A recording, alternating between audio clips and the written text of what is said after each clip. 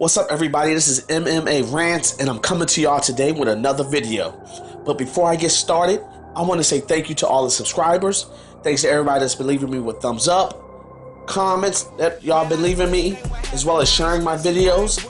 And if you're listening right now, subscribe. Now on with the video.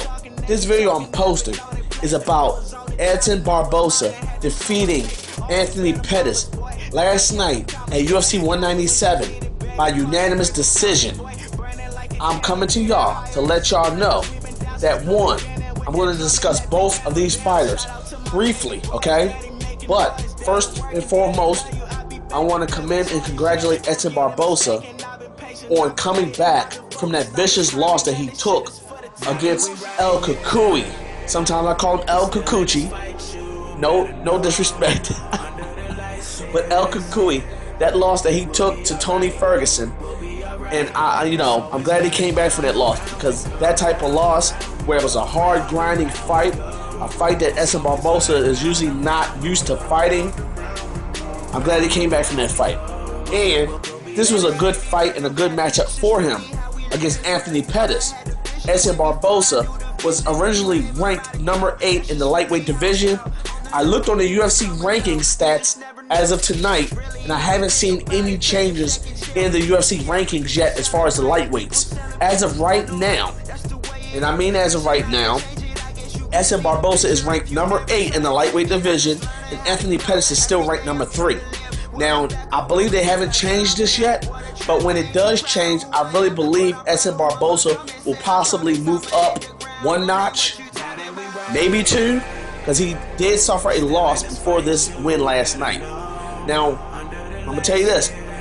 Unfortunately, Edson Barboza, he is going to wind up being a journeyman in the UFC's lightweight division. To me, I feel like that because he is a great striker, and that is about it, okay? He is a high-paced, high-volume striker. That's it, you know? He is not competitive in different types of fights. You know, he's not good on the ground, and he's not good with his wrestling defense or anything like that, you know? So that's what's going to make him become a journeyman. Also, he cannot seem to put together a string of wins. You know, he can't put together no more than 3 wins at all. And, you know, in order to step up in the lightweight division, which is a monster division, you got to at least put together 4 or 5 wins convincingly. And I don't believe he'll ever be able to do that. I definitely felt like he was going to win that fight last night. I do want to talk about that fight last night a little bit, okay? Now, in that fight there, the fight started off very slow pace, of course. Edson Barboza was hitting Anthony Pettis with a lot of left hand hooks? I believe it was the left hand hooks that he was hitting Anthony Pettis with, the overhand left. He was catching him a lot with that punch, and that was about all Edson Barboza was doing. He was hitting Anthony Pettis with a couple of combinations. Now, Anthony Pettis was throwing combinations as well, maybe 2-punch combinations, but Edson Barboza looked like he was winning in those exchanges because his counter punches were the ones that you seen at the end of those flurries of punches between both fighters. So even though both fighters were throwing 1- and 2-handed punches and combinations, Edson Barboza's was the ones that were coming around at the end, making his connections look more stronger, and also making it look like he was winning the exchanges. So that's what was helping him win the rounds in that fight, okay? So again, towards the end of the fight, the last 2 rounds, Edson Barboza started looking loose, started getting comfortable in the octagon, and he started throwing a couple of little kicks, but mainly he started chopping away at the inside of on the inside of Anthony Pettis' leg. The inside of Anthony Pettis' leg looked like some raw ground beef, y'all. Edson Barboza kept kicking and chopping at the inside of Anthony Pettis' leg. It definitely cut down on his mobility and cut down on him throwing his kicks. Okay? Now, everybody wants to believe that Anthony Pettis is a higher percentage striker as far as his offense, and he's not. Out of these 2 fighters, Edson Barboza has the higher striking percentage in fights. Edson Barboza striking percentage in his fights is around 75 to 77%, while Anthony Pettis is only, I believe, at like 20-something%. So Anthony Pettis is not even that big of a striker as far as in the octagon. His bread and butter is his submissions. Him, doing his, crazy, extravagant offensive punches and kicks, which isn't a lot of them. But he gets the fighters down to the ground. And when he gets them to the ground, whether it's by them taking him down or him taking them down, he winds up submitting them. So that fight last night with Edson Barboza was a high-level striker. And Anthony Pettis, unfortunately, everybody wants to say, "Dag, he really wasn't throwing that many strikes. He wasn't being himself." Well, he actually was being himself. He is not a high-striking output type of person as far as in a fight, And Edson Barboza was never going to try to take Anthony Pettis down. So, Anthony Pettis, when he got in trouble a couple times, he tried to take Edson Barboza down, but it didn't work for him. So Anthony Pettis was not going to be able to get to his bread and butter, which was his submissions. And that's why he lost that fight last night. Now, my question is this. What's going to happen with Anthony Pettis now? Anthony Pettis has lost 3 fights in a row. Anthony Pettis has not won a fight since 2014. And I believe he didn't win that last fight that he won back in 2014 was against Gilbert Melendez. So, did I say that right? Gilbert Melendez. Yeah, Gilbert Melendez. That was his last fight that he won in the octagon. Okay?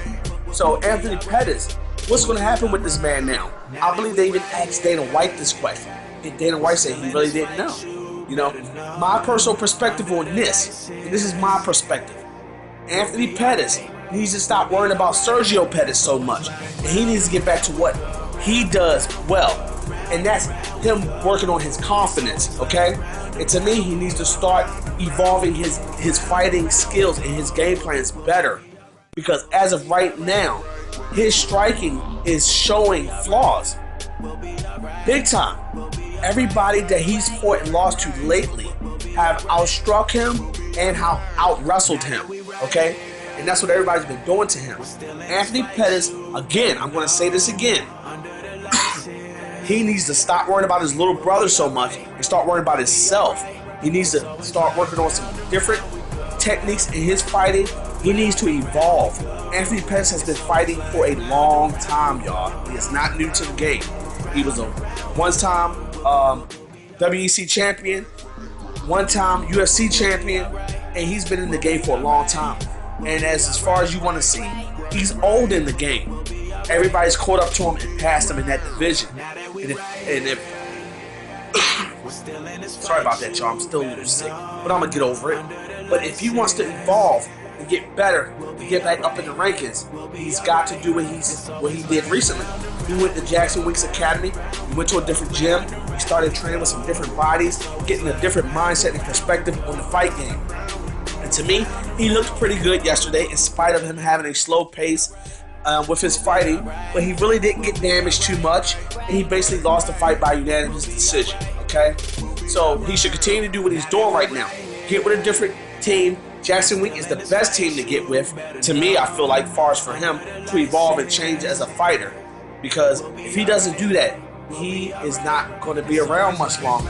And if he is going to be around much longer, it's going to be because the UFC, when it's time to renegotiate his contract, they're going to give him a lesser contract, and he'll agree to it. It's the only way he'll stick around. But let me know what y'all think in the comments. Let me know what y'all feel like they should do with Anthony Pettis. What should he do to change up his strategies and evolve as a fighter? I want to appreciate me up on Facebook. Share my video.